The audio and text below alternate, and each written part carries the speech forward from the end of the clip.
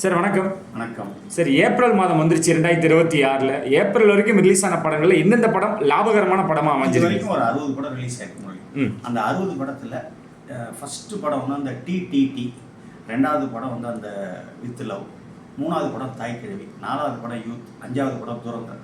இது அஞ்சுமே ஒரு மிகப்பெரிய வெற்றியை கண்டிப்பா தமிழ் சினிமாவை பொறுத்த வரைக்கும் வசூல் ரீதியாக மிகப்பெரிய வெற்றி அடைஞ்சது.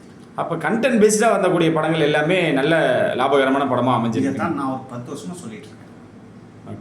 இப்போது விஜய் அவர்கள் ஆல்ரெடி கொண்டாடிக்கணும் பொங்கலுக்கு. இப்போ அந்த படம் ஜனநாயகனானது எப்போ வரும்? தேர்தல் முடிச்சு அடுத்த நாள் இல்லை அடுத்த வாரத்தில் வருன்ற மாதிரி தகவல்கள் வருது.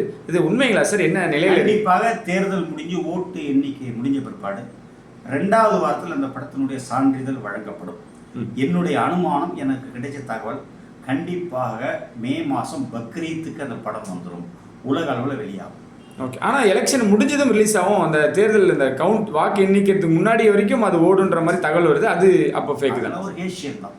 ஓகே. பட் கண்டிப்பாக படம் வந்து உறுதியாக பக்ரீத்துக்கு வரும்னு நான் நினைக்கிறேன். எனக்கு அந்த மாதிரியான தகவல்கள், அந்த மாதிரியான சிக்னல்ஸ் கிடைக்குது.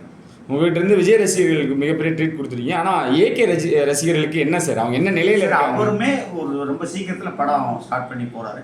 அந்த படம் வந்து கண்டிப்பாக ஆதிக் தான் பண்ணுறாரு. அதில் ஒன்றும் செகண்ட் ஒப்பீனியனே கிடையாது. மிக விரைவில் அறிவிப்போம். இல்லை, அவர் ஓய்வு அப்படின்ற மாதிரிலாம் கேள்விப்படுறோம். அது ஒன்று, அதெல்லாம் தவறான தகவல். அவர் ஓய்வுன்னு எங்கேயுமே அறிவிக்கலை.